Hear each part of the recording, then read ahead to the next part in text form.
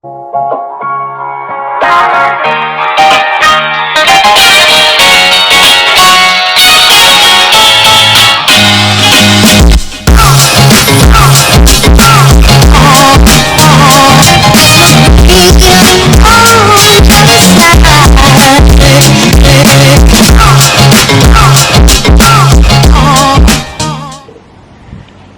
back to the garden, and you can really feel the change in the air this week as we're heading right the way into autumn. So what I want to talk about today is autumn cuttings, and the perfect cutting. I suppose there is such a thing, but I'm going to show you the best technique that I've always used for up until about 20 years now. So without further ado, let's get into the video. So it's worth just noting, I actually am taking what we call hardwood cuttings. Okay, so in the autumn, these are the sort of cuttings you want to take. Now the things I'm going to talk about, I'm actually using Accuba Japonica, which is a spotted laurel. Reason being is I actually got these gifted to me. And that's a really good tip actually. If friends and family are doing any pruning in the garden, have got any plants that you like, then there's no harm in asking for a cutting. So this is Accuba Japonica. This is known as the spotted laurel. It's absolutely beautiful, and it's something I do want to buy, and I probably will buy them. However, this is something I'm going to do. So when it comes to hardwood cuttings, I'm talking about spotted laurels, hardy green laurels. You can have like Taxus plicata, all the hedging plants. You could do buddleia, you could do weigela. The list goes on and on. If it's slightly hard, what we call hardwood, and not soft like a bedding plant, then absolutely you can take these now. And like I said previously, I've actually been doing this for about 20 years now, and for nearly all of those 20 years I've not actually used hormone rooting powder. It's something that I've not believed in it for such a long time, and it's not always necessary. If you've got it, then perfect, and if you haven't, then really don't stress about it, because I'm a strong believer on the plants have enough hormone to do it themselves anyway. So I've actually gone ahead and made myself like a make-to potting bench, something I hadn't had in the garden. This is a brand new garden to me, so if you want to go back, check out the old video for winter prep. It's just a bit of tidying up, and I've actually made myself a little bit of a potting bench. So I'm going to make full use of it today and get into these. Really quick itinerary list, things that you need. So obviously you need your cutting material, whatever that might be. I'm going to show you this in a sec. Some clean secateurs, scissors, or a sharp knife. You'll need a dibber, so pen, stick, anything like that. And then last but not least, compost. Now this is a really good tip, and one of the top tips I can give you guys is, we're now in autumn and most people have bedding plants or compost knocking around. Now all the compost that's been used over the season hasn't got any nutrients in now, obviously purely down to the plants have used them all up. But it doesn't mean that you can't use that soil. That soil is still has and holds a really good pH for cuttings.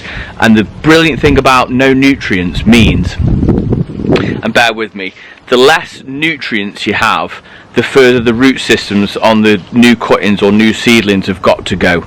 Okay, so if you use a really rich soil, then the root systems haven't got far to go, so therefore they don't put out a really strong system, and they've got everything they need in that tight ball, so you won't get a strong root system. So that's a really good tip. If you can take anything away from this video, is use old compost, what's spent over the season. Let's get back into it. So cutting material, obviously the old cuts, I don't know if you can just see, there's a leaf node just right at the bottom there. See if we can just focus on that. There we go, and that's where you need your cut to be. So that's where all the hormone sits.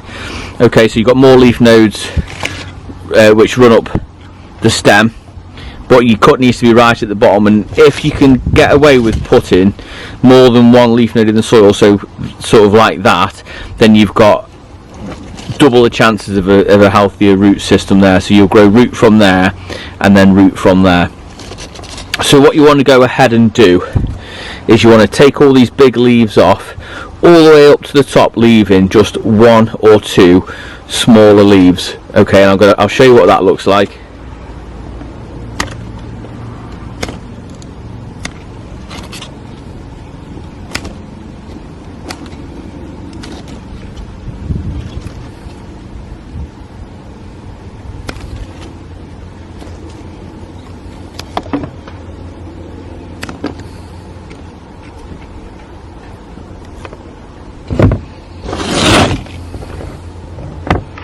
And there we have it, all the leaves are stripped off, and then what you want to go ahead and do is just make your hole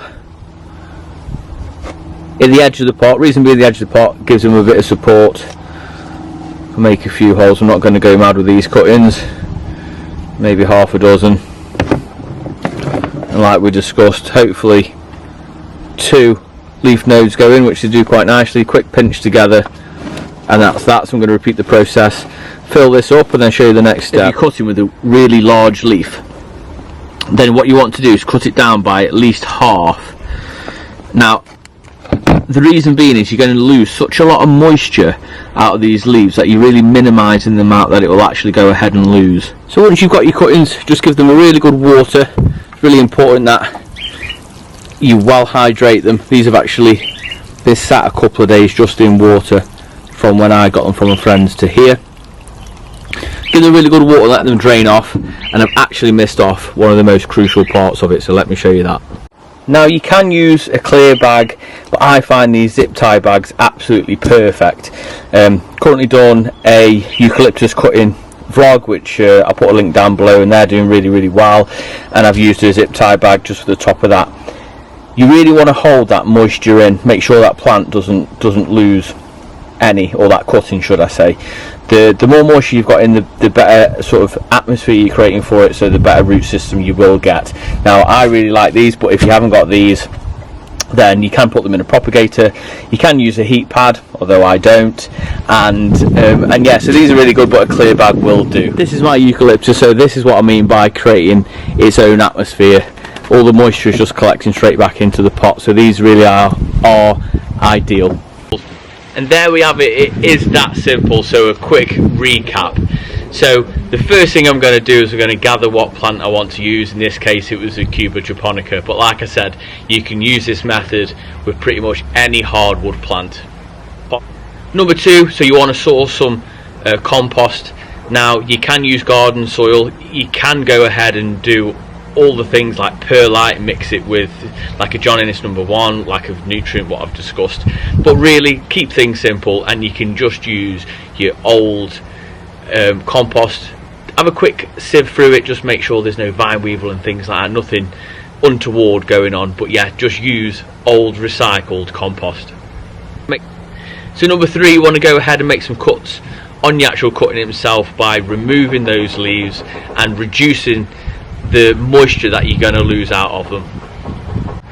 Number 4, you're going to go ahead, you're going to take your pen or your dibber or your stick, pencil, and then you're going to make a hole, however many you need, and you're going to make them around the edge of the pot so you can give them some support. So number 5, you're going to go ahead and you're going to pop them in. The reason why you've made your hole in the first place is so you reduce the damage on the fibres of those actual cuttings themselves.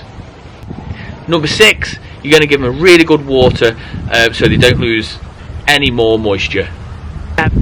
Number 7, you're going to go ahead and you're going to place your clear bag or your zip tie bag over the top and make it nice and tight. You can always put a rubber band, but zip tie bags, you can pull them nice and tight and they'll seal really well. And then finally, number 8, you can find a nice sunny windowsill. So mine are going inside. You can go obviously polytunnels or greenhouses, but just to keep things simple, just pop them straight on the windowsill. So if you made it this far, thank you very much for watching. Mentioned before, up to 80% of my viewers are actually unsubscribed. I'll put the details just here. So just do me a massive favour, go ahead, hit that like button and subscribe. Anyway, until next time, I'll see you in the garden.